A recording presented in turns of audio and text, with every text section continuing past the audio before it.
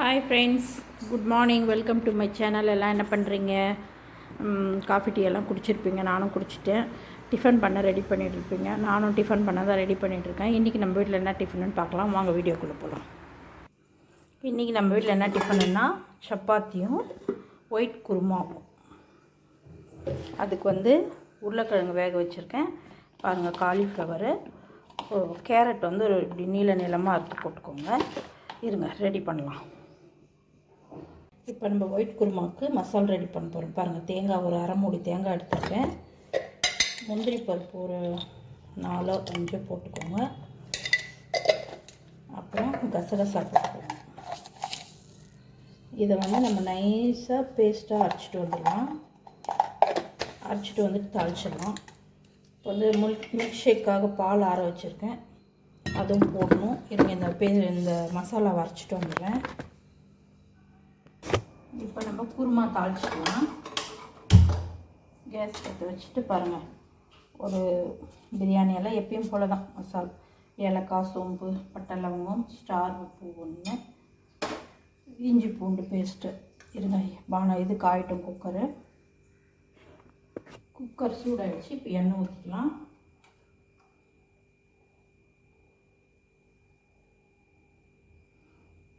இது நீங்கள் பட்டர் போட்டு செஞ்சீங்கன்னா இன்னும் நல்லாயிருக்கும். இந்த குருமா ஒயிட் குருமா கொஞ்சம் ஸ்வீட்டாக தான் இருக்கும். ஏன்னா நம்ம மிளகா தூளெல்லாம் போட போகிறதில்ல. அதனால கொஞ்சம் தேங்காய், முந்திரி எல்லாம் அரைச்சி போட்டதுனால கொஞ்சம் லைட்டாக ஸ்வீட்டாக தான் இருக்கும். ஆனால் நல்லாயிருக்கும் சப்பாத்திக்கு சாப்பிட்றதுக்கு. ட்ரை பண்ணி பாருங்கள். எண்ணெய் காஞ்சோடனே இந்த மசாலா போட்டுடலாம். எண்ணெய் காஞ்சிச்சு. இதுக்கு வெறும் பச்சை மிளகா காரம் தான், வேறு எதுவுமே நம்ம யூஸ் பண்ணிக்கிறதில்ல. ஒரு சின்ன தக்காளி மட்டும் ஒன்று எடுத்துக்கோங்க.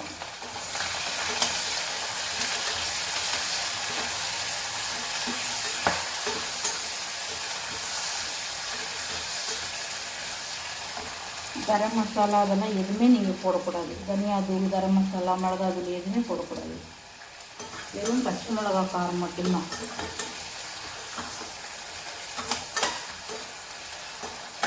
வெங்காயம் கொஞ்சம் வணங்கட்டும். அது வணங்கிறதுக்குள்ளே இங்கே மில்க் ஷேக் போட்டு வச்சாச்சு. தம்பி கொடுத்துடலாம்.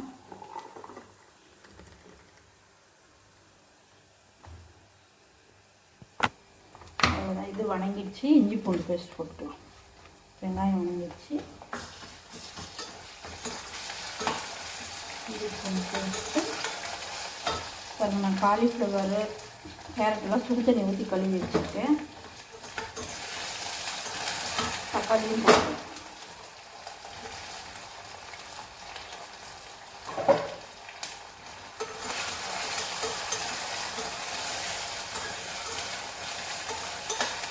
தக்காளி போட்டு கொஞ்சம் வணங்கட்டும். வெங்காயம் தக்காளி எல்லாம் வணங்கிடுச்சு. இப்போ காய் போட்டுக்கலாம்.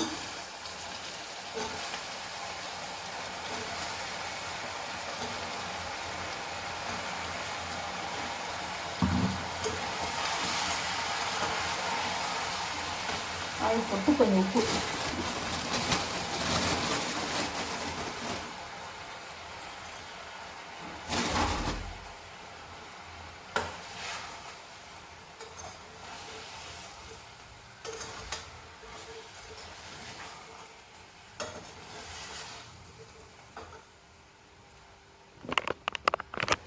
அவ்வளோதான், வணங்கிடுச்சு. நம்ம அரைச்சி வச்சுருக்கோம் இல்லையா, முந்திரியும் கசகசா, தேங்காய், இதை ஊற்றிடலாம்.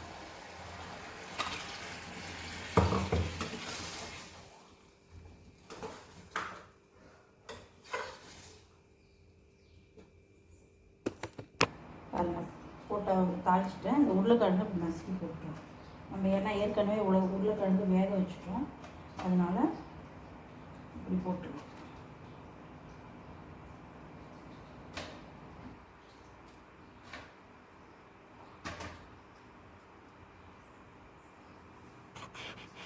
இங்கே பார்த்தீங்களா, கலர் எப்படி இருக்குது? அவ்வளோதான், விசில் போட்டு வச்சிடலாம். ஒரு விசில் வந்தால் போதும். இந்த பக்கம் குக்கரில் வச்சுட்டேன், இந்த பக்கம் பாண்டில் வச்சுருக்கேன். தம்பி டைம் ஆகிடுச்சு. 2 சப்பாத்தி மட்டும் சுட்டுக்கலாம். இருங்க, பாருங்கப்பா, ஒயிட் குருமா ரெடி ஆகிடுச்சு. சூப்பராக தம்பிக்கு போட்டு வச்சுட்டேன், கொண்டு போய் கொடுத்துடலாம் வாங்க. இப்போ எப்படி இருக்குன்னு சொல்லுப்பா சாப்பிட்டுட்டு.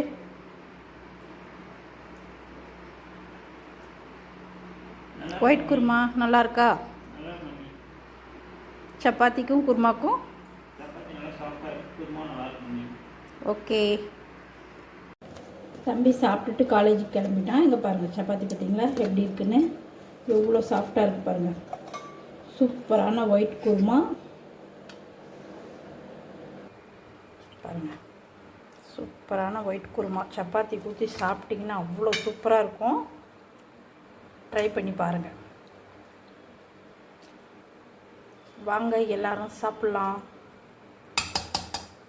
இது வந்து சாதத்துக்கு நம்ம ஊற்றி சாப்பிட முடியாது, நம்ம டிஃபனுக்கு மட்டும்தான் சாப்பிட முடியும். சாதத்துக்கு ஊற்றி சாப்பிட்டா ரொம்ப ஸ்வீட்டாக இருக்கும், நல்லா இருக்காது. அதனால் நான் டிஃபனுக்கு மட்டும்தான் இந்த குருமா வச்சுருக்கேன். மத்தியானம் லஞ்சுக்கு வேறு செய்யணும். நான் லஞ்ச் வீடியோவில் காமிக்கிறேன் உங்களுக்கு என்ன செஞ்சேன்னுட்டு. இதை ட்ரை பண்ணி பாருங்கள், கண்டிப்பாக ட்ரை பண்ணி பார்த்துட்டு எப்படி இருக்குன்னு எனக்கு சொல்லுங்கள். ஓகேவா?